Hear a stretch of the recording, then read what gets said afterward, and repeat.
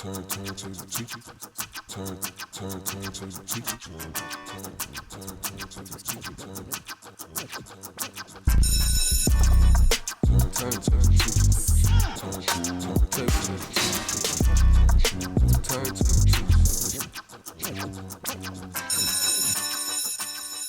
And welcome back. I'm Mike with the Turntable Teachers. Class is officially back in session, and we're here for another guest speaker episode, and I'm so excited to have Nina Baumer with us today. Nina, how are you? I'm good. It's Monday. It's been a long weekend. I'm jacked to be on here. Thank you so much for having me. I'm super pumped. You are so welcome. Yeah, Labor Day weekend, so shout out everybody that hopefully everyone had a great Labor Day. And great summer, really. You know what I mean? I can't believe summer's already over and we are kind of getting into fall. I know where you are in LA. You don't really get. I know. I'm like, really, but I'm pretty sure it's still summer. It's 100 and something degrees.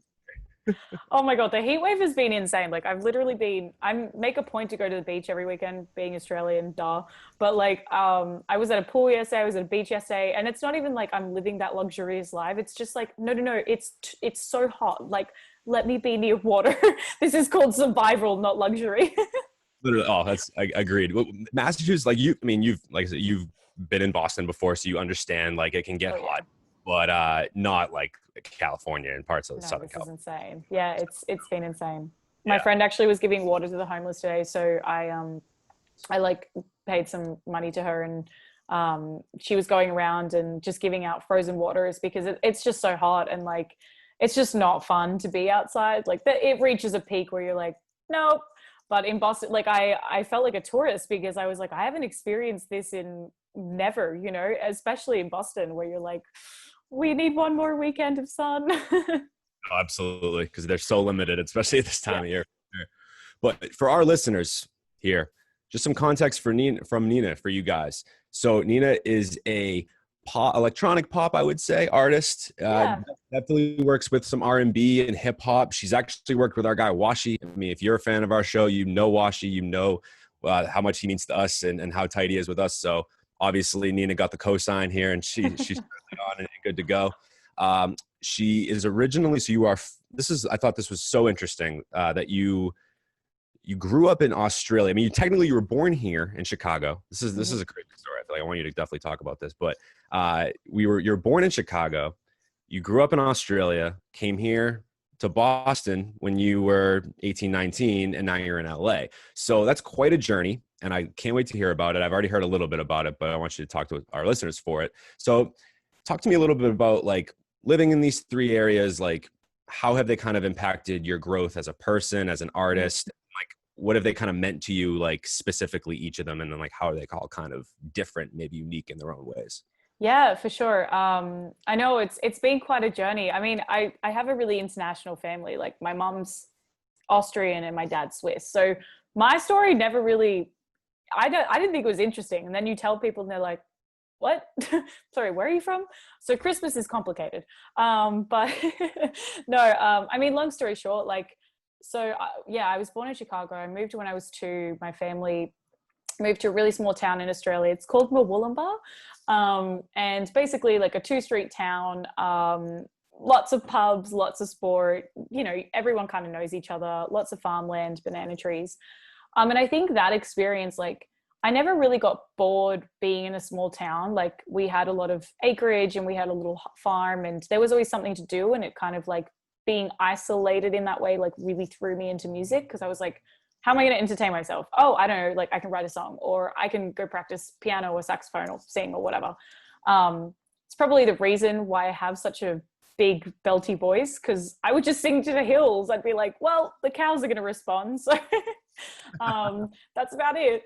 So yeah, I think Australia it really grounded me because to get opportunities, I had to work really hard. I had to go to singing lessons every week, which turned into 2 singing lessons, like classical and contemporary singing lessons. I had to drive 30 minutes to even partake in a musical or something like that. My school didn't really have like a music program. There was 6 of us in the class, so they did the best they could. So I feel like I really had to work. Like I would go to Sydney every week to be part of a talent development program, which then turned into like shows, but that entailed like flying like 3 times a week. So I think like Australia really grounded me, kept me humble. The mentality in Australia is a lot of like, you don't really talk about your success. It's kind of like looked down upon. So I never really recognized like what I was doing. And so, yeah, I think it kept me humble, because like coming to the United States, it was quite a different ball game. Oh yeah. Yeah, for sure. Here it's like, guess what I did? And this is awesome. And I love that because I think you should be recognized for your success. Like that's so important. That's like, yeah, good for you. But it's taken me a while to actually get there. And it's definitely like a cultural difference. So I think Australia developed my initial skills. Like that's where I learned classical singing. That's where I learned contemporary singing. And then moving to Boston was so awesome. It was the first time that, I mean, the first year was hard. First of all, it's cold. And I was like, this is awful. I was not prepared for that. But then on the other side, it taught me so much. Like going to Berkeley, like I had no idea about half the music theory that I learned there because I just didn't have those resources in school. And it was just the best way to network with a lot of the people that I work with today and am best friends with today. So probably the best decision I could have made. And then by year 3 being in Boston, like year 2, I was working like 4 jobs. I was doing 5 gigs a week, like just insane stuff. So I was working really hard. By year 3, I actually got the chance to enjoy and work in a different way. Like I explored nightlife and I explored what that meant for my music and as a person, and met some really, really cool people through that. And then moving to LA, like I've honestly met my friend family here. Like I would feel really weird if I moved back to Australia or moved to another country at this point in my life, just because like everyone I work with here, like my roommate is my bass player, my other roommate's a producer and my guitarist, and we met just by moving to LA. They went to Berkeley too, but then the circle that I mostly work within is such a family vibe. Like we all take care of each other, we all support each other. There's no like harshness or anything, and if there is, it's like we're all really trying out here, you know, we're doing our thing, we're doing the best that we can. So no negative vibes. And then at the same time, like LA's tough. Like it's a tough city. You have a lot of people trying to do the same thing. And being not a big fish in Boston, but getting to, you know, get my name out there and kind of be the girl that people called upon, to moving to LA where it's kind of like, oh shoot, like there have been writers out here, they're getting cuts now, but they've been out here for like 5 years and now it's happening for them. So the biggest thing is patience, like patience and adulthood. That's been huge since moving to LA. But yeah, I've definitely grounded myself here, but I will never forget Boston. And hopefully like when this thing is done, like I want to come back so bad. Like I miss my friends there so much. Come back home.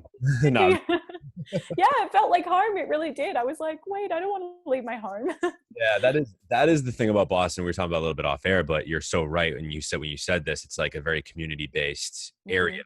Or part or really part of the country, and it's so true. I mean, you have so many, even like it was even this weekend when I was down the Cape. It's like I was talking to there's this couple that one of my girlfriends is in her cottage, and they were fighting over because one of them's from the North Shore, one's from the South Shore, and that's always been a battle, right? Like North Shore versus South Shore. If you're from the South Shore, you're like, the North Shore stinks, and if you're from the North Shore, you think the South Shore is like, nah. The North Shore is where it's at.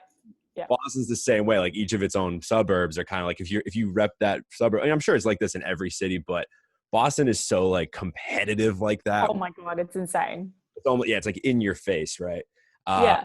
The thing, I mean, I've never been to LA personally, but just what I not stereotypically would know about LA, because I don't know anything from firsthand really, but my thought would be exactly what you said, is like LA is a place where everyone's going to try to pursue their dream, right? So I find it super unique, and I mean, I'm sure it's not unique, but I think it's a great thing for you that you feel like you found a family where it's like, you know, if one of you pops, hopefully you'll just take all of you with them, in sense where it's like, you know, everyone's not like out for themselves, right? It's not, it's a collaborative effort, right? Where you know, in LA, it can be, like you said, very cutthroat, and it's not a place where, it's basically everyone's trying to find success. I mean, everyone's trying to find success everywhere, but you're right. Like everyone's trying to find success in the exact same things in the entertainment industry.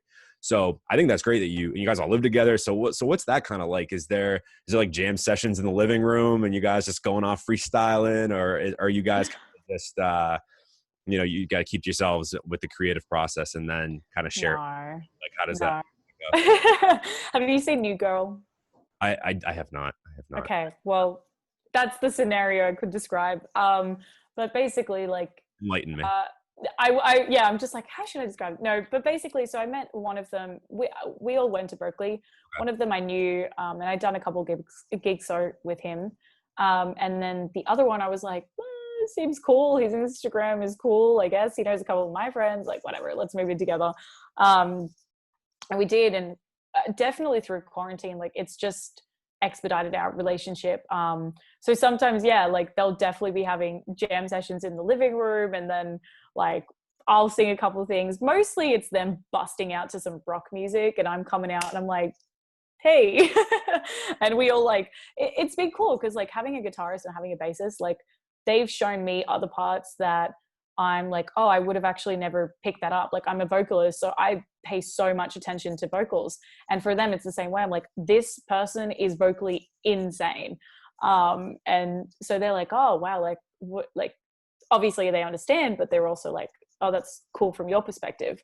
So it's a lot of music sharing, especially as well, like, one of them is a producer, so he has his little setup in the room. So if I'm like, hey, I need this track recorded or something, like I can easily pop in. The way I do it is like, hey, if you record me, I'll make you brownies, so please help me out. But right, everyone loves food. I'm like, come on. Yeah. But no, it's been good. Like, I think especially during quarantine, we did, because it was like, how do we adapt, right? Performing live is adios at this point in the US. So it's been interesting to see how I could adapt. And a lot of it was going on IGTV or IG Live. So I would stream every Tuesday and just make people aware that, hey, I'm still writing new songs and like, this is what I'm doing. And like, we all live together, so we're still making music. And then I went on Twitch, which sometimes I'll use my roommate and we'll like do little jam sessions together on Twitch.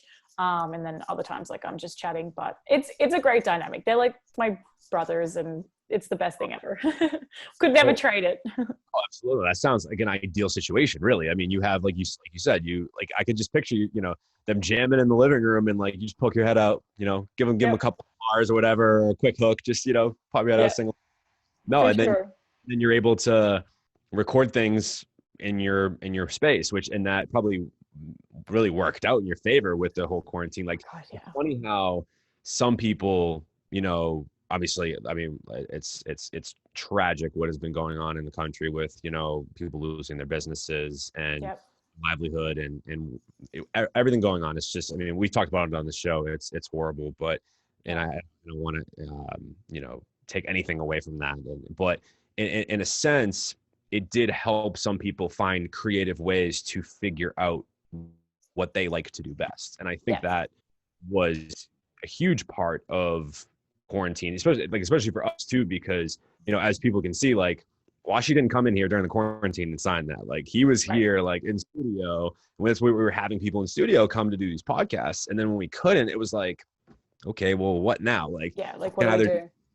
Right, what do I do? I can either do two things. I can either just wait it out, or I can find a way to adapt. And that was like a word that we've been using a lot, like in the last 6 months. It's like, how do we adapt? I think that is a big like thing for people right now is how do I get back some of my livelihood or continue to do what I loved to do before this thing that is this virus that is out of my control, right? How do I get back to that? Yeah. It's hard, but no, I think adapting I think I personally went through the adaptation straight away. Like for me, I was like, okay, because I don't, it's bad, but I don't like to just sit around. Like I can't do that. It just freaks me out. So I'm like, no, so what do I do? You know, like, and performing live it's one of my biggest things. It's what I came from. Like, I came from a very performance background. Songwriting is something that I actually picked up later. And so for me, I was like, well, I was getting all these gigs in LA. Like, I was really starting to, like, you know, spread my wings, so to say. And so for me, it was like, well, what else can I do? And there's got to be like other avenues other than Instagram, because Instagram was so oversaturated. Like, I remember there were weeks that 10 people would be going live, and I'm like, cool, but I don't want to be another one of those people. So I kind of jumped on Twitch, which I still have yet so much to learn about. And like, it's definitely such a huge platform. But for music, it's been really interesting. And we dived into this a little bit earlier, but just from a personality standpoint, like, I started by doing like karaoke covers and just basically making my live stream like a party. Classic Nina. And then Twitch changed their copyright laws, and I was like, okay, I can't really do this anymore. And then I just started talking to people. Like, I just would go on and chat, or I do go on and chat. And it's been really cool for new fans to discover you, but automatically not discover you because of your music, but because of your personality. And they're like, oh, cool, like, you're an artist, and like, let me go follow your Spotify, or let me go check out your music. But I want to follow you because I like your personality, not because of your music. So it's been like the other end of being an artist, which usually people gravitate towards you and your music. And now it's like, no, I like your personality. But it was definitely a thing of like being creative and adaptation, and like, okay, we can't go to different studios. I couldn't do sessions in person. So it was like discovering how I could do that, or teaming up with like 2 other writers and being like, hey, we'll quarantine together. And then the producer would be live streaming what he's doing. So I agree with you 100%. It's helped technology a lot. It's helped people with their creativity. I mean, like, TikTok's popping off people that you just wouldn't have thought. And I also agree, like, 100%. It's not something that should be cheered upon. Like, I don't want pom-poms right now to be like, yay, quarantine. But I think in a lot of ways it's given people the time and no excuses to kind of be like, well, I don't have time to look at this or dive into this, because like you do. And yeah, it's been kind of positive for a couple people. Yeah, no, and you're absolutely right. It's like, you know, I mean, like, shame anybody that just sat around and did nothing for 6 months, because I like I said, there were days like Yeah, where it was like, I don't totally feel like fine. I just don't. And like Yeah. that, like you said, that's just okay. Like, some days you're going to have that. Like, if you're going to string a lot of days of those in a row, maybe not so much. But if you have a day where you're just like, yeah, I just don't feel it. You don't feel it, whatever. Yeah. But you're right. You have to try to find your best you can to find inspiration for what you really want to do. And once you figure it out, okay, how do you become motivated and then continue to be inspired to continue to do that thing? Right. And it's again, it's a difficult feat, but again, if you're passionate about something, like you're passionate about your music, like, that is clear. Like, you were going to find a way to do it no matter what. Right. No And that stopping me. you know what, exactly. And that's that, but Yeah. that's the mentality you have to have, where it's like, if you don't, someone else is just like, you're going to be forgotten, especially in an oversaturated Right. space. You know, it's just the reality of it. And that's how I felt with our podcast too. Cause I was Right. like, I do nothing on this for 6 months. I come back in 6 months, no one's going to care. And so how can I continue to get people to care? And that's, you know, and you just have to have that mentality of, you know, how can I just, like you said a little earlier, like, how can I find creative ways to just continue this despite my circumstances, right? Because you can look at life in ways. I mean, you can look at it from a perspective of, you know, like a victimized perspective, like, why is this happening to me? Or you can just say, okay, this happened to me. How do I fix it? Or how do I alleviate it in some way, shape, or form, right? Yeah. It's like, if you get a cut, what are you going to complain about? Or like, you know, you break an arm, like, what are you going to complain about? No, you can go to the doctor, you're going to get a cast, and you're going to figure it out. You'll find a new way to, like, and you'll heal. It's a bad metaphor, but my point is just like, there's 2 separate kind of mindsets that you can have. It's like interesting because, like, as you said, and I'd love to hear your perspective on this. And also, like, not to forget, like, mental health is so important. And there are definitely weeks that I was like, holy poops, I can't write a song. What the hell? You know, and like that is so mentally taxing as someone that is like always trying to do something. There are always also other people that like mentally they're just it's hard. I completely understand that. Like being within four walls, we are not supposed to just live within four walls, you know? So mentally it's super draining. But I am curious to hear your perspective on, are you more interested in an artist or anyone, someone that's a podcast host or whatever, like if they are constantly showing that they are busy, or are you like, it doesn't make a difference for you if someone constantly shows that they're doing stuff, or if they're like, hey, I just dropped a new song out of nowhere and it's dope? Like what's your perspective on that?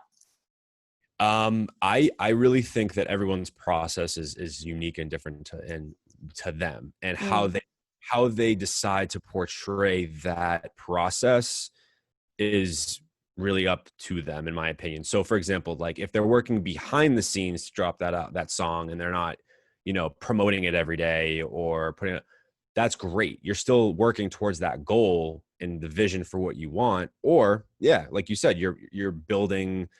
We do this all the time. It's like, hey, like we do it every week. I mean, it's going to happen with this episode. People that have be a snippet of this episode. I don't know which one yet, but there will be a snippet of this episode that will come out a couple days before the real episode, and it's to gain, again, essentially to gain traction for it, or in a sense, that's really the goal there. So the strategy is different.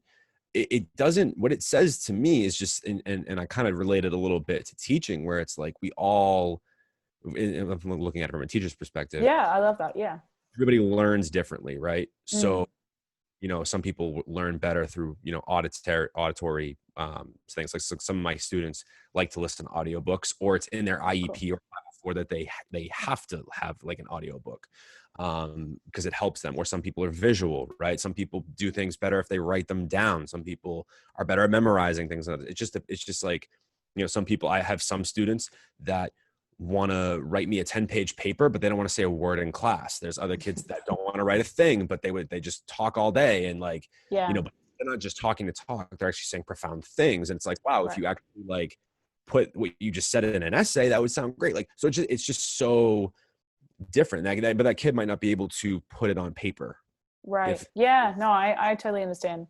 So I guess long story short, or like whatever, this long-winded thing is, it's just like, when it comes down to it, for me, if the music is dope, the music is dope. Or if the music is if I feel something from that, that's great. Or not even that, if I see appeal for it, right? Like, I'm not going to like everything. I know I'm a music reviewer. I'm a self-proclaimed, you know, music expert, quote unquote, which I'm not really an expert, but, you know, I run a music podcast. In theory, I'm supposed to have some kind of authority, right, on that. But who am I to say what's good and what isn't, right? I mean, I can say what I like and what I dislike, right? There are some things that I think are just bad. Like, if you like 6ix9ine's music, I don't know.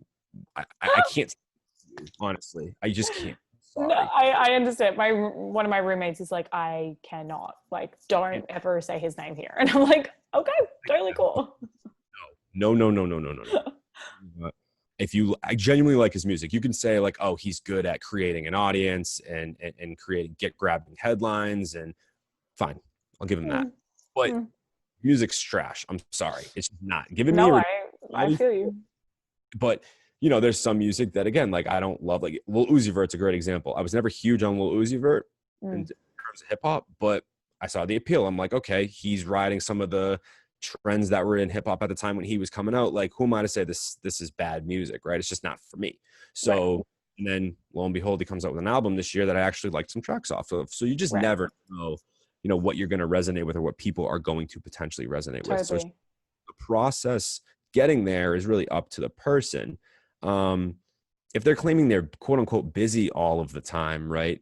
What it tells me potentially is that, you know, maybe they might just be, not say in it for themselves, but there's a thing, and I'm trying to work on this myself, but like spreading yourself too thin is a real thing, right? Like so much time in the day, right? And it's hard, but you have to, you know, my thought is like, I try to give everybody that I'm working with in the moment, their due diligence, and like I try to check up on everybody too. It gets difficult like that I have on the show. Like No, it gets I feel you. I feel you. some people I just have better relationships with than others after these things, and it just is what it is. And but I always, like I told you off air, and I say this to a lot of people in my personal circle, is like what I love about this so much is I learn something every single time I do any of these, no matter who Which is so important. Yeah.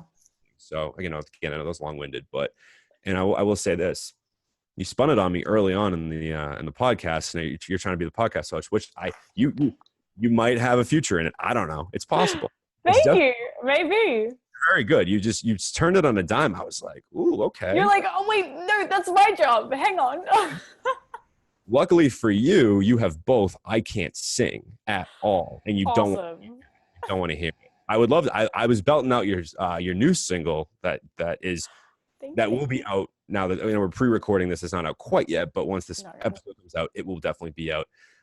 Called "Bad Excuse." So I was definitely listening, singing that to myself in the car on my way home today from the Cape. But nobody wants to hear me sing it. They would like to hear you sing it, obviously.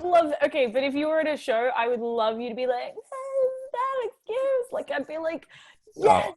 Give me all the out of tune notes, please. As long as you're still enjoying, like, I don't care, you know. My mom can't sing, so it's cool. I've heard a lot of bad notes. I was the friend in the group growing up that always had good music, and that's part of the reason why I did this is because or I started this is because people were always coming for music, but I would sing it in the car while I'm showing people, and they're like, Mike, I don't want to hear you sing it. I want to hear the song that you're trying to show. Oh my God, that's so funny. Once I like it, we can sing it together. But for now, hush. And plus, and then so I'm like a car singer, right? Just driving around. Yeah, I feel you. Right. And and maybe in the shower, and like I'll hum it. But songs, I don't know about you. Like songs are kind of always constantly playing in my head. Like even 100%. You too, because always like there's always like or a melody or I don't know. I can like see something like it's so weird. Yesterday I was in a conversation and there was like a song in the back playing, and for some reason all I could focus on was that, like, luckily I wasn't really in the conversation because I just was so focused on the song, and I was like, oh wow, that's an interesting bass line, and I was just like, oh, the bass line is like going like this and then it's going like that. But the worst time is when someone's like, what do you think? And you're like, yeah, no, it's cool. But no, I completely feel you. Like, see, the interesting thing for me is like, obviously my sister was always like, sing in the car. But I sucked at lyrics, and she's really good at lyrics. She doesn't sing. She could if she wanted to, but she doesn't sing. And I just was so bad at lyrics. Like I just didn't ever know the song lyrics. I always knew the melody, and I can still like predict a melody even if I haven't heard the song, to the point that people are like, you know this song? And I'm like, nope, but I just know the melody. But lyrics, forget it. My manager still today, she's like, you didn't remember the bridge in your own song. And I'm like, nah, but it's cool. No one knows. I just changed it for tonight. Hey, well, why not? I mean, artists do that all the time, but so that's, you're okay. You have permission to do that. But don't worry, pal. Do you enjoy singing? Does it make you happy? Me? Yeah. Yeah. Well, yeah. Because you just sing. Don't worry about it. It's not good. It's just not good. But that's all right. But and it's in its own breath. Yeah. I don't want to take away from the actual song. So I get that. I appreciate that as an artist. Thank you. My question actually I kind of came off the top of my head. So I'm curious, like when you were doing the Instagram live and like Twitch things, or not things, why did I call it? I'm sorry. No, you're good. Performances, when you were doing those, were they like pre-written things? Were you kind of just like going off, like, I don't say freestyling, but like were you going off the top of your head? Like or would you kind of have a plan going into those, or was it kind of just like you guys were jamming out, like, and you kind of just find a melody together? Like, how is that how did that work?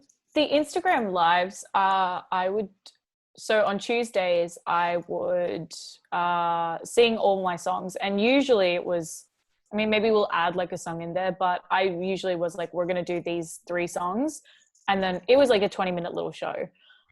So we would know like, these are the songs I'm doing, and then we're going to do that. And maybe we'll add in a cover. And then on Thursdays I would have like the artists come onto my Instagram. And I think like the way I love doing like those vodcasts is you know, I know a lot about the artist because I've researched them or I know them personally, but it's so interesting. And I'm sure you have the same experience when an artist says something and you just click onto that and you're like, wait, I didn't even know that about you. Let's talk about that. That freestyle is so organic and so important because that's when an artist is like, oh yeah, I didn't know that was a big deal. Like, let me talk about it. And sometimes interviewers, they ask the standard questions like, so like, what, like, who's your biggest inspiration? I'm like, that's cool. Let's do that at the end. But like, tell me about you. Like, I want to know. And then on Twitch, like, I'm still kind of figuring that out because sometimes I'll do, like, you can do like the song requests where people can actually pay you if they want a song request from you, or I just love to sing. So I'll just be like, whatever, I'm just going to sing these songs. For me, I'm not so much in it because Twitch, like, users have, they do pay for a lot of things. But for me, I was like, I don't care if you don't subscribe to me. I don't care. Just like follow me, follow my Spotify, follow my Instagram. That's what I want. And like come back on my schedule. That's the biggest thing for me. And when I started doing just chatting, I would sometimes have a discussion, like especially like around Black Lives Matter when that was like at its peak. I definitely talked about that a little bit. But mostly it's like I start off with a topic and then I just kind of freestyle it. And because it is like a live chat, it's really cool to figure out who you're kind of chatting with because all you see is like a random name. But then getting to know those users, if they're comfortable with it, like me being like, this is what I did on my weekend. What did you do on your weekend? And some people are like, I built this. Or I went here or whatever. And you have that conversation, you really grow like, I don't know, like a little community on there. Hopefully that, you know, grows and I don't know, I get actual fans on there. But while it's still small, it's really cool to have that conversation with those users and also let them know. And also, like, if I have an idea that I'm unsure about, like get a single cover that I just really didn't know if I was going to use. And I showed it to them and I was like, what do you guys think? And their reaction was totally different to my friend's reaction or my family's, because they're coming from an outside perspective where they know you on this screen, but they haven't seen your entire journey. So yeah, it's really cool. It's been a really cool experience to do that. But I like to freestyle. I think it's fun. I was curious because I'm obviously like freestyling, like that term. A lot of people see that as like a hip hop thing. So I was like, right, interesting. Oh, singers probably would do that too, especially like you were saying. I think I know for a fact that like some artists and even comedians do this too, where like their sets or they're really the sets, I guess, would work both ways. That like they do different sets each time, like each venue they go to. And also like they might even change like a certain part of the song or whatever, like, or they might perform it in a different way than it was recorded and things like that. So like it's unique and interesting to hear like different perspectives on exactly like how the approach of performing or as you were talking, you even had like, you know, like vodcasts, which is super cool, or vlogs or whatever you want to call them. Yeah. I think live, it's a bit different live for sure. Yeah. Oh, absolutely. Absolutely. So I definitely want to transition a little bit back to what I was talking about a little earlier, where I mentioned earlier with your new single, Bad Excuse. And what I would love to do right now actually is play a little clip of it for you guys to hear. And if you dig it, which I don't see why you wouldn't, go definitely stream this. It's out on all streaming services, right? Spotify, Apple, SoundCloud, all that. All right. All of them. Love it. All right. Here's a little clip and we'll be right back.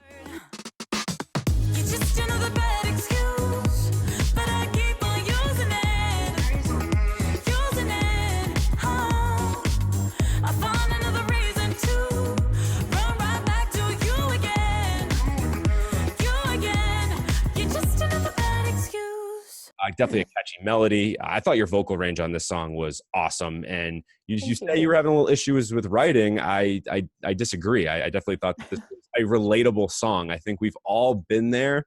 And it's interesting because I've had the exact moment that you're talking about. I look back on it now and I'm like, what was I thinking? You know what I mean? Like, why didn't I break that off at the start or early or like when the red flag came up, right? So very interesting. So I'm curious, tell me a little bit about the inspiration behind the song. Well, the song, it's funny how the song actually started. So I was in a session with 4 of my friends. The producer I was friends with, but I actually, no, all of them except for 2 I had never written with, but we're friends. And that's always fun to get into a session with friends. But originally, like, I didn't go in as the artist. Like, I went in just kind of being like, well, who do we write for in the room? Because we're all here and we're all, you know, pretty good. And some of them were just insane good writers. So I was like, who are we writing for? And we started writing for my friend Lev, and Alex Burrell, the producer of this song. He started this beat. I was like, oh, this is really cool. And for Lev, I was like, yeah, okay, it's not super your vibe, but like, let's see where it goes. And we started writing, and we were writing about actually being a rebound or having a rebound. And then we just kind of hit a brick wall, and I was like, have you like ever had this experience? And he was like, no, like I can't even relate to this song. And I was like, okay, cool. So we scrapped that idea. We ended up scrapping some other idea. The session was like 4 hours long. I'm like so tired by the end, but I don't like going into a session and just kind of feeling like I did nothing. And it's sometimes hard when you write with your friends because you know, have more of a hangout. Sure. But I was the determined one. I was like, no, like we have to come up with something. Anyway, so this guy texted me right before we were finishing the session. And it's this guy that we don't need to go too much into the story, but basically he was just not cool, like not a good dude, you know? And like, I like to be straight up. So if you don't want something serious, like just, you know, just let me know. But yeah, anyway, so this guy texted me out of nowhere. And I was like, freaking hell, like, why are you texting me again? Like, this is so annoying. Like, I haven't heard from you in 3 months. Like, right when I have a session, he always messages me. I'm like, is it like, are you feeling this or something? Like, what's going on? Anyway, and so I was like, oh, are you kidding me? And so everyone in the room was like, what's going on? And I was like, well, this whole thing.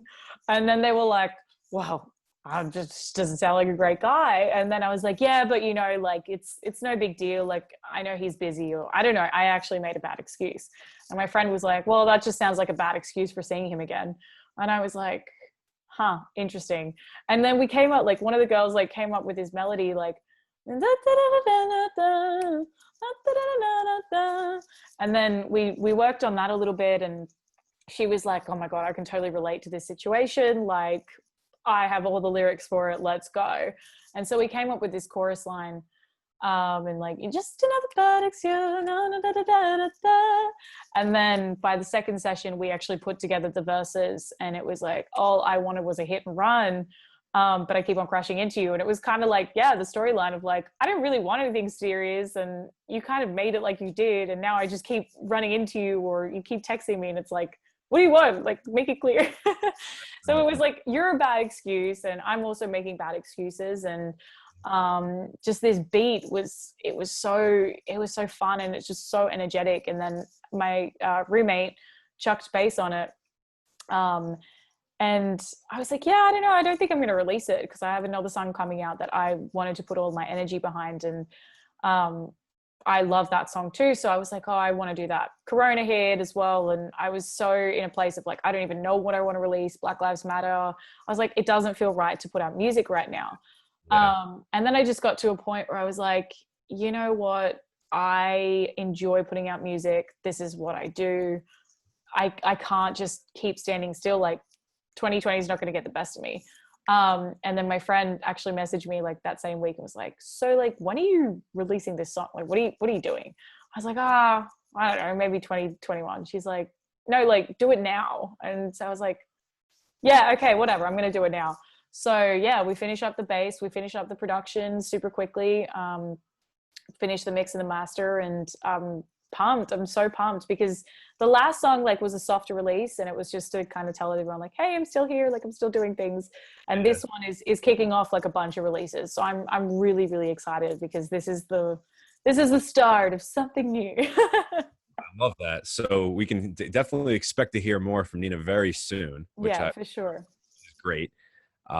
Obviously, those that are fans of Nina, you obviously know her catalog is very illustrious. I was listening to a lot of it this past week. I definitely enjoyed a lot of the songs, particularly though when you say Bad Excuse. That might be my favorite of yours that I've heard so far. Thank you. And obviously, like, I think this song kind of goes hand in hand with Red Flag a little bit, in a sense. Just little bit. You could have like a little, I I don't know, like Valentine's Day, Anti-Valentine's Day. anti you got it. ET or something like that. That'd be pretty Yeah. funny. But that's a pretty interesting story. I kind of like how that's that kind of fresh. Isn't Yeah. life's funny sometimes, honestly. You know what I mean? Like you get in, like weirdly enough, like that situation became inspiration for what I think came together to be a pretty amazing song. Yeah. That's really interesting. I kind of like that. Yeah, I mean, and that's the thing, like as a songwriter, like I think it's interesting, like for me, I love writing songs that people can relate to, because for me, as I said, being such a live performer, I want you to go to a concert and be like, yeah, you're just another bad excuse, you know, or whatever, something like that. But I like taking real life things that have happened to me or to someone else in the room and putting like a different concept on them. I think that's like, concept writing is really cool, and it's cool to like say things blatantly. And I think as a writer, like I am a very direct writer. I'm a direct person, so I think that happens a lot. And then I like teaming up with people that are more metaphorical, because it makes me think differently. But yeah, I just think like coming up with concepts like that are a lot of fun, because then people just, you know, it can catch on to it and they're like, oh, it's just a bad excuse, don't worry about it. Like I think that's kind of fun. No, I think even a sense, I'll take it a little deeper because I am a bit of a metaphorical guy. I do teach English. Love that. Oh, I love that. Yeah. The English favorite subject in school. Oh, I love hearing that, because I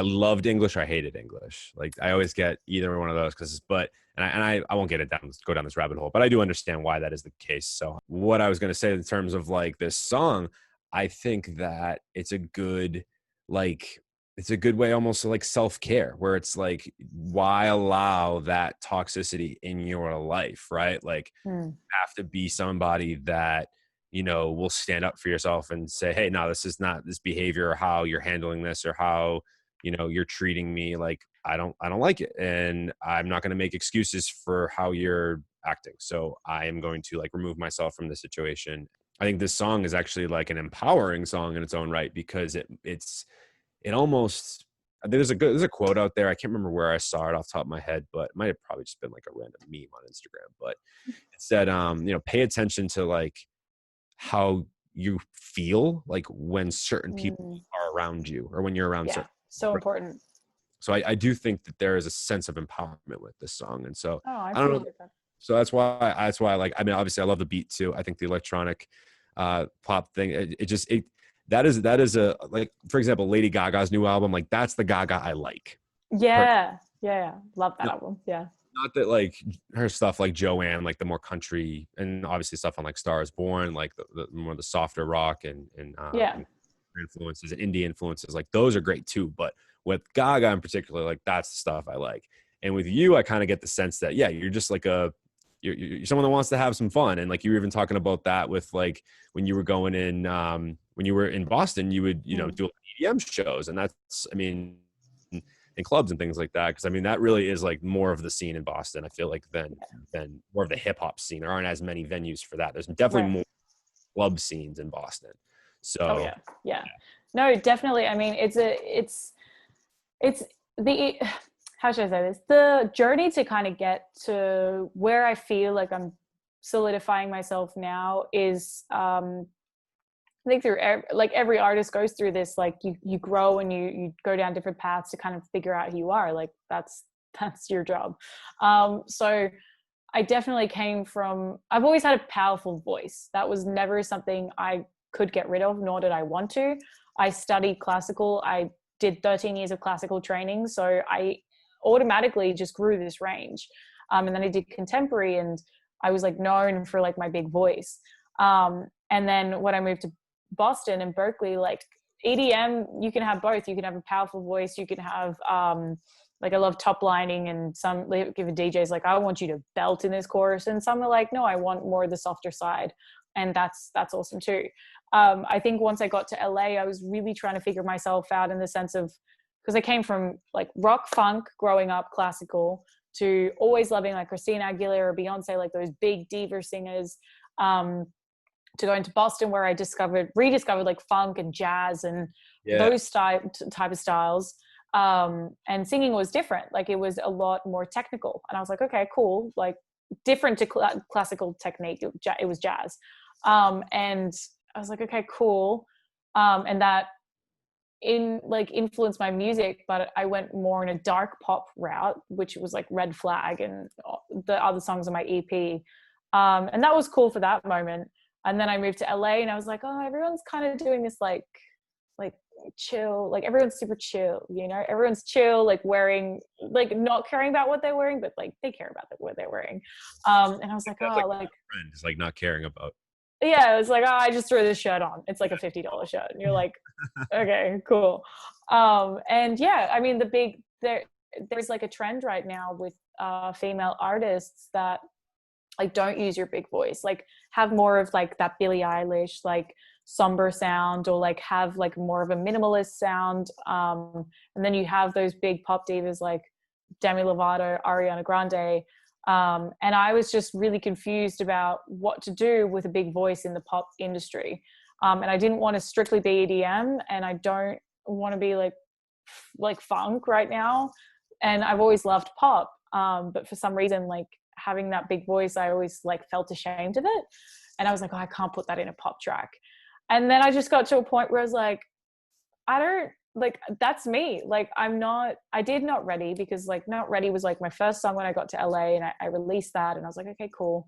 But like the songs that are coming out, like they are me. They are the types of beats that I grew up with. Having a sister that's 10 years older would show me like 90s, 2000s tracks. And I was like, why am I so into this like type of music? And like I grew up with it. So now like all the stuff that's going to come out, I'm just excited because it feels like me. Whereas the songs that came out before, other than I Can Do Better, because that was such a me song, but these songs that are coming out, like they do feel like me. And I do go into sessions and I'm like, no, this is what I want, and this is the sound that I'm going for. And that'll probably change in 2 years or something, or a year when I'm grown.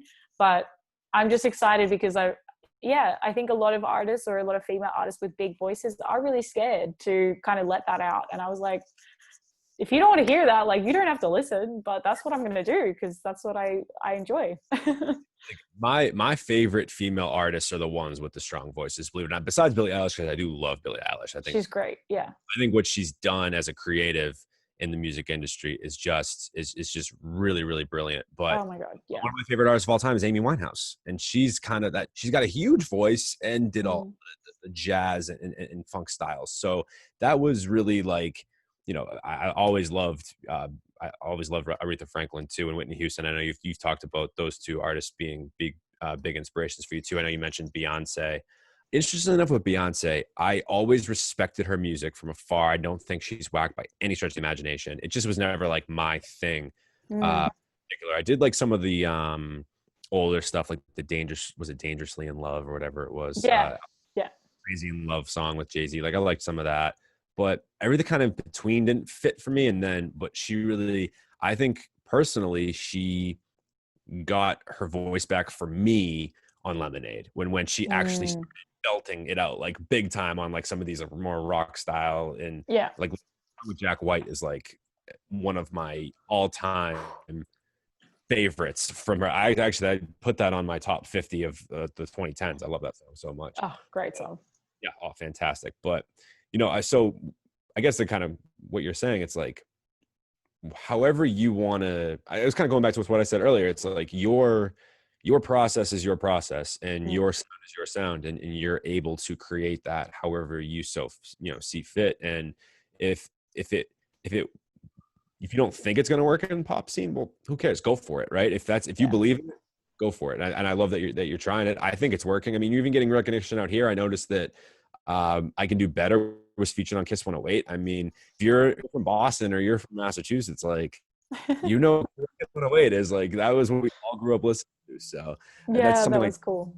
Really cool. Yeah. So besides that, like what other like recognition have you gotten in the music industry? Because I know you even mentioned that you were on The Voice in Australia when you were in Australia, which is like super cool. So like, you know, what other like some of your big shining moments at this point for yourself, like to kind of take away when you look back and reflect, like what really stands out to you? Yeah. See, this is a funny question because the Aussie in me is like, oh my God, I don't want to talk about this. And then the artist in me is like, yeah, girl, like, yeah, no, I'm awesome. And I'm just like, oh my God, where do I go in the middle here? Um, Definitely a highlight in my career so far. This was before I moved to Boston. Um, I got on ABC radio. I did a lot of shows in Sydney, and three of them were on like national television. So it's called School Spectacular, and I was like featured on that show and like had some TV recognition there. So that was really really cool. Top 20 on The Voice was great, except it's a bigger deal here than it is in Australia. Okay. So in Australia, it was like, oh, it's cool. Here, it's like, what? You're on The Voice? I'm like, cool. So that was a big moment. I think the biggest moment in Boston for me, I had a couple. I remember being at Down. I don't know if Down's still there, but I was friends with a lot of local DJs. And it's again that family, that community thing. Like I never really mentioned that I was a singer. It was just like it was a thing. Like we became friends, and then at one point they were like, why are you not giving us your music? And I was like, oh, cool. So then they were spinning my records at like a lot of the clubs in Boston. I was like, oh, this is kind of cool. And then I think my biggest moment for me it was my last show in Boston. So I'd been in Boston for 3 years, and I was just going on an East Coast tour to New York, Philly, Washington, and then back to Philly. And in Boston, like the show sold out, and I just didn't expect that. And it was my friends, but it was also their friends, and then it was like other people. Like I had a guy drive 2 hours to see me. I was like, oh wow, that's really really cool. So that was a big highlight for me. Kiss 108 was huge. Bless Mikey V, love him with all my heart. Just that whole crew. And then moving to LA, like I unfortunately haven't had all that much like performing live recognition just yet because I haven't had the chance, so to speak. But I did start, just getting a little bit of a name for myself and being able to play at different venues here. So that's been cool. And then writing for another artist, I started writing for different artists because I really enjoy doing that. And one of the songs that I just wrote is about to hit 15,000. So, and she's like an indie artist. So I was like, oh, this is really, and I'm helping her develop too. So that was really cool. That was a really cool moment for me. Love that. So yeah, that's a Down. So to answer your question, Down is still a thing. Well, I don't know about it anymore, but before the pandemic, Down was still a thing. I've gone there a couple of times. I'm Yeah. really not the biggest club guy, but I've been to Howl at the Moon, been to Downs, dope spots. So that's really cool that you were able to like perform there. Super cool. And Yeah. and then yeah, obviously Kiss One. Like I said earlier, Kiss 108's really the mecca when you think of if I'm 26, so like us growing up, like that was what we listened to. That and Jam 94.5. Like this was Oh, like cool. Yeah. before the streaming era, right? Like those. That's where I was always in the car, like, Mom, put it back on Kiss 108. Put it back on. It's a great station. And Mikey V, oh, I love him. Yeah. Well, it is one more highlight from for my graduation. I got to perform in front of Justin Timberlake and Missy Elliott. So that was really freaking cool. Like that was a big highlight. So yeah. Awesome. I love Justin Timberlake growing up. I was definitely someone that owned the NSYNC and Backstreet Boys albums. I'm not going to lie about that. And I'm going to say that without any shame whatsoever. Yeah. Oh my God. Own that. Love that. You should have their poster in the back. Like rep that. Yeah. I'm going to have them on the show. No, I'm just kidding. Yeah. I would probably, if that opportunity presented itself, I'd be like, all right, fine. Yeah, I'll put the Backstreet Boys on or NSYNC. Yeah. Or at that moment, you just do the mic drop. You're like, and I'm done. Like, cool. Thanks. Peace out, guys. Not exactly like my dream choice at this point in time in my life, but like if the opportunity presented itself, sure. Yeah, whatever. Yeah. Why not? I'm a Justin Timberlake fan. And Missy Elliott, man, like she's not like as big as she used to be, but I mean, she's definitely she's such a legend though. Oh like, my she God. did so much for women in hip hop, like, and she's this absolute staple. 1000%. Oh yeah, she is a staple. Like for me, she's probably on the Mount Rushmore female hip hop artist, I think. 100%. And I love that you just said that. That's great. I love that. Hill. Who would I put in that category? Ooh, yes. Lauryn Hill, Missy Elliott. I kind of want to say Eve because just for personal reasons. I feel that. Lil' Kim could be. I don't know if I personally like Lil Kim as much. I'm trying to think. Lauren Hill. She was also, yeah, Lauryn Hill. Oh my God. I listened to her so much. I'm probably forgetting somebody. I'll probably go Lauryn Hill, Missy Elliott, Eve. I guess just for what she did for the culture, because I feel like without Lil Kim, I could be wrong about this, but without Lil Kim, you don't get like a Cardi B or like a Nicki Minaj. To me, I think like because I agree. if Lil Yeah. Kim was where like if you plopped Lil Kim today, she would probably be, in my opinion, like on that level of like artists. You know what I mean? Because I think Well, she was that like that extra, like the way she rapped and everything. Like I'm not an expert, but yeah, no, 100%. I mean, Cardi B would have inspirations of your Mount Rushmore. So I think you're hitting the nail on the head there. I mean, I'm probably forgetting somebody. I'm sure if I went back, I'd be like, I should have said. Yeah, after this podcast, I'll be like, oh my God, we didn't even say this person or this person. But it's always like that. Always like that. Always, yeah. Or especially you get in maybe like an argument with somebody, and then like 10 minutes later, you're like still having the I'm argument. the worst at that. Yeah. Or if someone like, I don't know, yes, exactly. Or if someone asks you about, like, as a singer, people be like, oh, can you sing? I'm like, shit, I don't remember any song in the world. Like, Valerie, you know, like, I don't remember. They're like, really, Valerie? Like, cool, but like, really? And I'm like, I don't remember any song ever. There is nothing wrong with Valerie. That is, I actually, believe it or not, I don't think I've ever said this on the podcast before. I wake up to Valerie every morning, in case anyone Wait, listens. really? Is that your alarm? That is my alarm. That's sick. 1,000. I love that. Good for you. The reason was that classic. I really believe this. I'm actually probably in a sense right now belittling PTSD. I'm not trying to do that, but when I hear the normal Apple alarm, it like I jump, like it does something to me. Like I'm like, oh no, like the alarm goes off on one of my students' phones. I'm like, do I have to wake up? And they're like, nope, you're already awake, Mr. Scarfo. You're good. And I'm just like, okay. No, I'm kidding. But like, yep. it was getting to the point where like I didn't want to wake up to that alarm.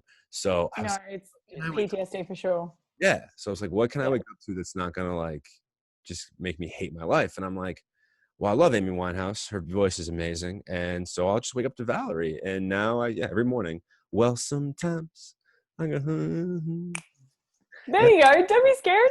I'm scared. I'm not doing it. But and I look across the water. Yes. You do it. There he is. I'm not as good as you, unfortunately. That was amazing. So don't be down on yourself. I have sang or melodies or like rap little like tunes on this podcast before, you know. Just, okay, I'll have to go back and listen. And I'm like, I know I don't do the song justice, but anyway, so no, that's smart. I mean, I have that normal alarm, and like it'll go off as you said. Someone's got it, and I'm like, oh my God, like my heart actually jumped. Or like I had it, like a coworker used to have it, and like would have it to clock in and out, and I'm just like, oh my God, like don't do that. You have to change it. I don't know. Yeah, you can't. For me, like that is it's not a sound I want to hear. So no. I wake up to Amy and she gets my day going. So. She serenades you. I like that. Good for you. You know, whatever. But we do what we got to do to survive, right? We just I feel you. Gets us through the day. I feel you. But anyway, so I have one more question for you before my final question. So like my last question that I ask every artist, but not quite yet. Okay. This one will kind of it'll segue. But Gotcha. so you've been performing since you were young, as you mentioned, and that I've just in my research of you like noticed. And you've said you've drawn some inspiration from Aretha Franklin, Whitney Houston, Beyonce, who are obviously, along with the Mount Rushmore of hip hop artists, we said are extremely powerful and influential women. So I'm just curious, like, what some of like the music that you grew up on, or some of these artists that you were inspired by, like maybe it's like you could touch upon the music, but even like besides the music, like how have they like impacted you either like spiritually or even professionally or like morally, and how you move about the industry. And then as well as then talk to me a little bit about too, like your, I know you've talked a little bit about performing, but like, what do you miss most about performing during this time? So those are like my two, Yeah. like last question. Yeah, sure. I love that. Thank you for that question. I love that. And it's interesting that you've asked that because I'm like, it's one of those things again. I'm like, I got to think about that one. But definitely, so like, I think I was exposed to a lot of music, and I think, like definitely just from such an international family, like my family was into so much. So, I say like Whitney Houston and Beyonce and like Christina Aguilera, but there's so much more music behind like what I grew up with. But I definitely I think the reason that I gravitated towards artists like Beyonce was because she's so hardworking, and I come from a very hardworking family in the sense of like nothing's going to be given to you if you just like want it. Like it's just not going to happen. I mean, certain things like I want ice cream, I'm going to go get it, cool. But career wise, like maybe for some people, but at least for myself, and I'm not going to generalize, but for myself, like I never got something just because like whoop-de-doo. Like it was always as a result of working, networking, meeting the right people, practicing, not sleeping and working really hard. And I think that in everything you see like Beyonce do, she just works so hard because she is so passionate, and she knows that her work is representing her. I love as well that she's quite a calm person, but when it's time, like you better listen to her or you're off, and not saying that I'm so cutthroat, but I definitely did draw upon that. Also my dad's in business, so it's like you could be chill and be nice, like be a kind person. Like that is so, so important. And don't like be a diva. Like for me, I'm like, no, it's not cool. I like to be grounded and be humble. But when it comes to your work, like if you have a band member that's drunk all the time and on tour with you, like that's going to represent you as an artist, and that's kind of not what you want. If you have a manager that constantly gives you like bad PR, like that's going to represent you and your work. So I definitely drew from that. And also her private life, like she does put stuff on Instagram, or she is like on social media, but it's what she chooses to do. And of course that's changed now that she is a woman and she's grounded and she's like, I'm a queen. But even earlier, like she was never really in the press in a bad way, because she chose like, I'm going to retreat from that. And that's what I like to do. Like, I'm like, even with people that I like, there are very few people that know absolutely everything about me. Not saying I have anything to hide. I'm quite an open book, but like I choose to put out in the world what I want emphasis on. And I think she's the same way. It was the same way when she had a kid. She was like, y'all can wait. Like, I'm going to put out pictures when I want to put out pictures. And I thought that was really cool. So yeah, I think I draw a lot of inspiration from that. I love Christina Aguilera for the phases that she went through. Like, same as Beyonce, like she's been through phases. But Christina Aguilera was like, oh, I'm like, genie in a bottle. And she's like, fighter. And she owned that, she was like, I'm here, I'm doing this. I don't really care what you think.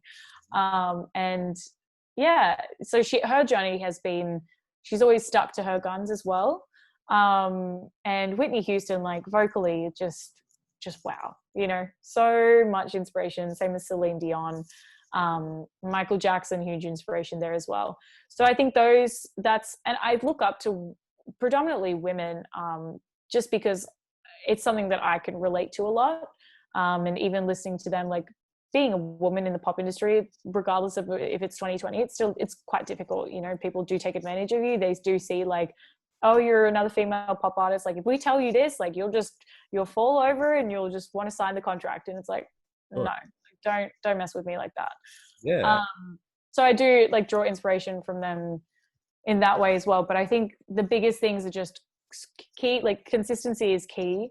Their privacy, and they're so hard working. Like and that's something I really, really admire. Like 100%. Even with my friends, like when they have success, I'm like, yeah, you got that because you worked your ass off, Everyone's that's huge to like pump your friends up and things like that. But especially what you're saying, like I agree with you that we're in a time now where strong women are here to stay, and I think it's a great thing that there are so many, especially in the music industry, that there are great female role models to look up to for, young girls, and regardless of what they want to do in their life. I think that comes down to characteristics where some people are natural leaders.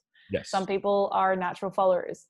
It's unfortunate when you're a leader and you take advantage of that. But I think it's important to have, whether it's you want to call a leader or a role model, and that is so important to actually have someone that you look up to, someone that you aspire to be or aspire to take their characteristics and kind of grow from that. I think that's really important, because it helps you kind of shape up as well and realize oh, I'm actually not doing that, or maybe I should have responded in the way that person responded.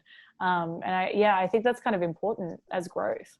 Yeah. When have you ever seen, I said this about LeBron James, and even you could say this about Beyonce and Christina Aguilera, all these people, when have you ever seen bad press from them? You know what I'm saying? When have you ever seen something even a parking ticket in press? Which, I'm serious though. It's you laugh, but it's it's a real thing. These people have been in the spotlight for so long, and it really speaks to their character and who they are and what they stand for, because they know that it's bigger than them, and that what their personal goals, of course they're important, but what they represent is so much bigger. And I just think that we have to look at, I think in this, it's interesting, especially with artists, especially in the music industry. I feel like people throughout this whole pandemic, we realized how important artists really are, and how much they mean to us. And I also agree with you, especially during this time, people oh, I miss festivals. I'm why do you miss festivals? Or oh, I love this song, and the only thing that's keeping me entertained is Netflix and Spotify or Apple Music, whatever you listen on. And it's interesting. Don't forget that, because I think a lot of times people do think music is free. It's not. It's really expensive to make. It's expensive to go into a studio. It's expensive to pay a producer. Sometimes you've got to pay a writer as well. Personally, never had to do that, thank God. But it's our livelihood. It's what we do. And as an artist, that's your business. And if you have a label, awesome. As an indie artist, you're still paying a lot of your stuff. So when people are I don't want to pay $10 to go to a concert, I'm okay, but you'd pay $10 for a drink. So, and that drink is going to be oh, cool, it's a margarita, but that show is probably going to be in your mind a little bit more. And I understand, sometimes you don't really know the artist. You don't know if $10 is a lot of money for someone. So I get it. But at the same time, I do agree that this pandemic has definitely put more of a value on entertainment, and shown people because I think before it was oh, big celebrities and cool. And now it's oh, but look at all these indie artists or smaller artists that are just getting signed or popping off. And there's so much more value to that, because music is an expression, but it's also a way to, have your own experience or recall your own experience, get away from your own experience. And it's really important to have that. It's so important for mental health. There's a reason why there's music therapy. So yeah, I don't know. I came from a country that didn't put a lot of value on entertainment. As I said, 6 people in my music class, we didn't have the resources. And I think now people are realizing yeah, it's really important. Absolutely. Art is important, not just music, art in general. All art, absolutely. Regardless of what creative outlet you're using with your art, right? Because that's just there's so many, that's such a generic, really entity there, art, and it comes in so many different forms, and you're right. Yeah. We've realized how much we've relied and leaned on it, and it's interesting because the episode that just came out on Wednesday, where this one's going to come out, that's out now, that people you're listening to right now, I just did an episode on how the coronavirus has actually impacted the industry. And what I found, if you got anybody that's interested, go check out that episode. But yeah, for sure. I found it interesting because I feel like this pandemic has actually really exposed the industry for how it is, and how it's kind of what it's taking. How we do it. Yeah. And what it's taking. Yeah. It's really, in my opinion, it's messed up. I don't like it. It's when I did all my research for it and interviewed a bunch of people for it, I was amazed. I was you only make straight, like on Spotify, you make what, 7/10 of a cent or whatever it is. I'm like, that's Make 0.009 yeah, cents. yeah, it's incredible to But me. you got to split. You got to With split. exactly, you have to split that, and that's like, I mean, to give you some context, there was an artist I had on the China Blue, and he told me that he had a song go 100,000 streams on Spotify. He got $80 from it. Right. 100,000 streams. Yeah. You I mean, can't that's, on yeah, that. you can't live on that. And like that is where, you know, artists, I'm sorry, not artists, labels do come into play. And label money is helpful. And you don't realize like how much everything costs. Influencer marketing. Do you think that stuff's cheap? Like that stuff is expensive. And I think the average, like my sister's not in music, for example. And with this song coming out, I'm like, hey, pre-save. She's like, it's interesting because I don't even know. Like, I'm your sister, and as an end consumer, I have no idea. Now, whether that's on the fault of the artist of not really explaining to their fans like the situation they're in, because I mean, I'm guilty of that too. You don't want to really show your fans like too much behind the scenes in the sense of like, hey, this stuff's expensive, like, by the way. But at the same time, maybe it is interesting for the majority of the world to actually know like, hey, 0.009 cents, like just FYI, like this stuff is glamorous, but there is a lot of stuff that goes behind actually releasing a song. And I think it's that, you know, end product that people see, and that's cool and that's super exciting, but they forget a lot, and that's not the fault of the end consumer, because like, how are you supposed to know? It's not your world, right? You consume music as an enjoyment, or release or whatever. But I think the reason that there's more value on it right now is because like people are seeing like videos and artists and labels like, hey, look at what I'm doing behind the scenes, or even TikToks. Like Nina Nesbitt constantly shows her productions, and people are like, oh, I didn't realize like that's how it's done. And that's totally normal. Like that's with any job. Like how do you know how lights are made? How do you know what goes into making a cup? Like stuff like that people don't realize and don't really put value on it until they actually see what goes. And yeah, I love that that's come to the surface now. I think that's really important. I just hope it doesn't go away. Right. It was with a lot of things. Yeah. We hope that, you know, that we don't lose steam and sight on these things as, you know, Right. You know, more things inevitably. Even podcasts, like you have to do so much editing. Like my friend has a podcast and he's like, oh my God, I spent all day editing. I'm like, that's like a 10-minute podcast that someone listens to and they're like, okay, cool. And you're like, no, I spent all day doing that. Like, you know? Yeah, because I mean, it's interesting because I had two friends of mine, or a good friend of mine, and then a friend of my coworker of my girlfriend's, that wanted to start podcasts, and you know, I helped them kind of get off the ground running with theirs because mine's established. I know what goes into it, and if I can save them some time, like that's cool for me. Sure, why not? Yeah. And so the funniest part for me is to see their faces almost at the beginning. They're like, oh my gosh, I didn't realize this much goes into it. Like they just thought like, oh, and that's how I thought it. Record, see you later.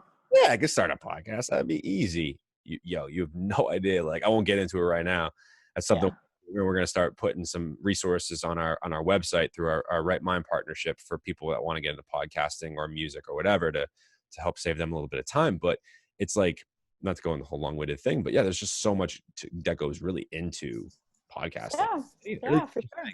It's with anything. You don't understand time that goes into any kind of even like, so I'm a teacher and a basketball coach. Like, you know, oh my gosh, so much. Yeah. I told you, I'm like you. I can't sit still. I just do everything. Like I do everything I can and right. that I'm able to. But take it in terms of teaching. Like, I mean, like the prep is insane. Like my mom was a teacher, and she was a teacher, and then she did university professor. Sorry, I was like languages. I was like, what am I doing? She was a professor, and yeah, like I admire teaching, especially right now. Like you already had to do so much prep. Like now you're prepping online. Like mad respect to you guys. Seriously. Ball game. Thank you. I appreciate that. Some people don't feel that way, but that's okay. Whatever.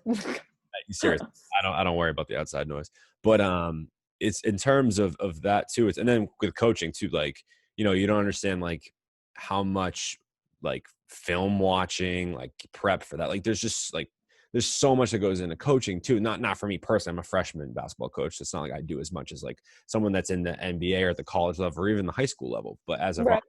coach, but there's just so much that you don't understand that goes into it. Like my varsity coach at school that I work under, like his wife tells me all the time, like she gets up at 2 a.m. during basketball season and he's still in the living room with his pen and paper watching game film. And it's just like people don't understand. Yeah, but he is one of the best coaches in the state, and there's a reason for that. It's because he's up at 2 a.m. watching game film, taking notes, and he's dedicated. Yeah, through this process. So it's just like you said, it doesn't matter what you're doing. Like there is a process that you don't know behind the scenes because it's not your world.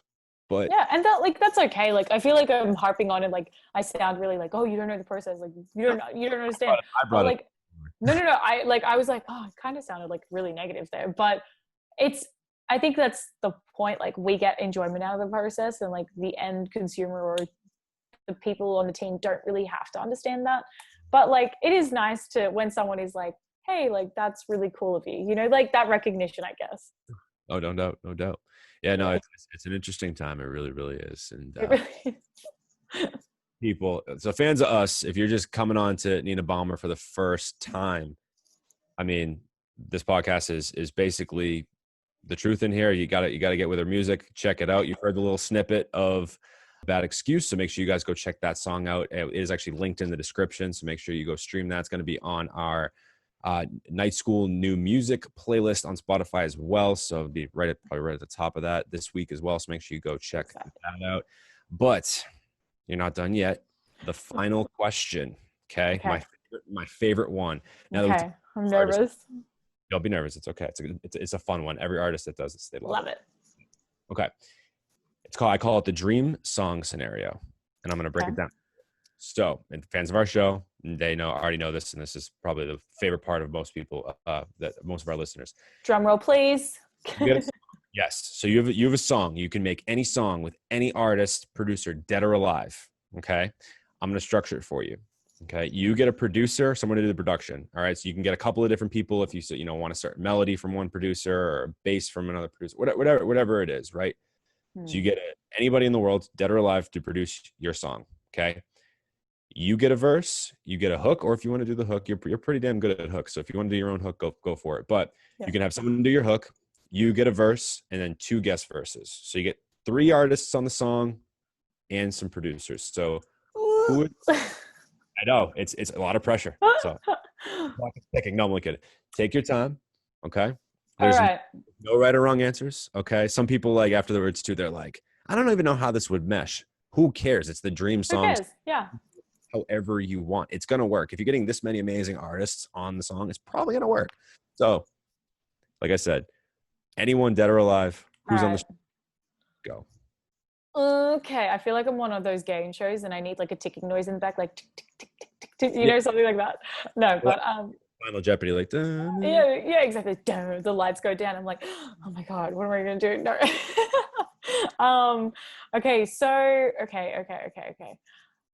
so I'm indecisive, newsflash, but about certain things. This is one of them.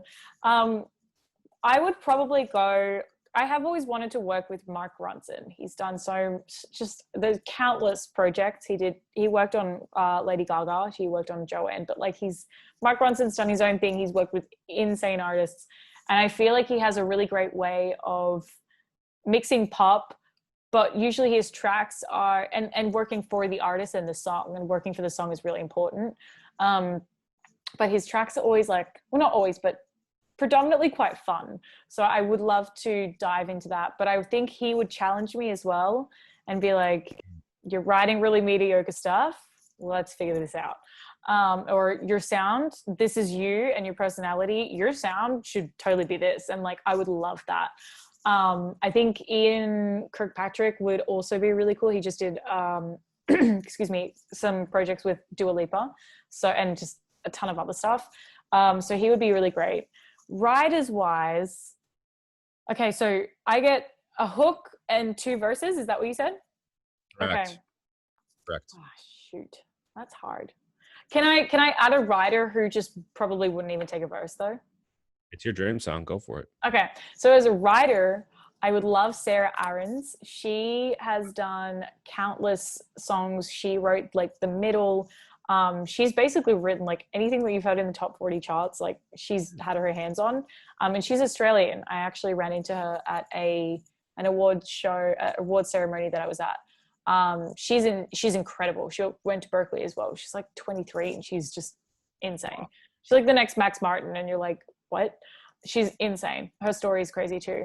Sarah Aarons. Sarah Aarons, okay. Yeah, she's an insane writer, and so humble. And okay, so I would love her as a writer. 2 verses. Flip. I think I'd like to take the hook. Good. But if I could have Beyonce on my song, like, girl, yes.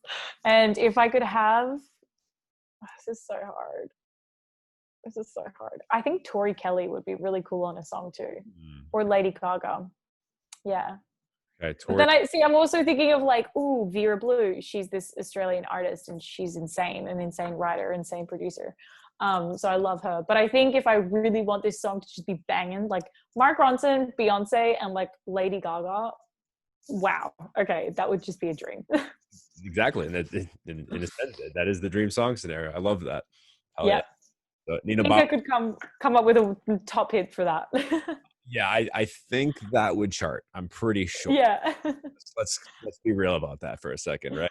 So, Yeah. hey, Nina Baumer featuring Beyonce, Lady Gaga, with a hook written by Sarah Aarons and some production from Mark Ronson. I think it would be a top hit. I think it would be a top. I think we would make that happen. Yeah. I think it would work. I really do.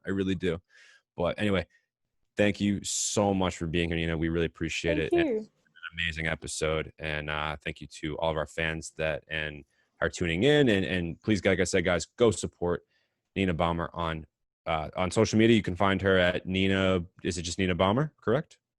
Yes. I was like, what is it? Yeah, it's Nina Baumer. Follow her on Instagram, right, for all the latest updates on her. Are you still doing the live stuff or not so much anymore? Yeah, I'm still doing the live. Not so much the live shows. They're like sporadic, but I'm usually always on Thursday. So cool. We'll go check her out on Instagram and Twitch for some of those live things as well. And then, like I said, go follow her on Spotify, Apple Music, wherever you get your music. We'll link definitely the Instagram and new song Bad Excuse in the description here.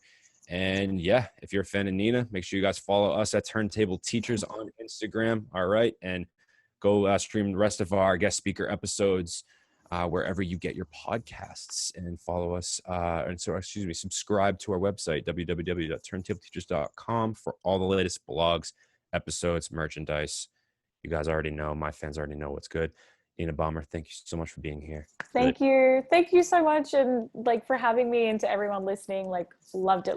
I'm in the opposite seat to what I'm usually in, so thank you so much. You're welcome. I'm so excited you got to come on the show, and it was really great time. So one of the better episodes we've had this year. So very excited. Awesome! Yay! I'm so excited. Thank you so much. I'm so pumped. Thank you. But without further ado, Mike, this is Nina. Turntable Teachers, and class is officially dismissed.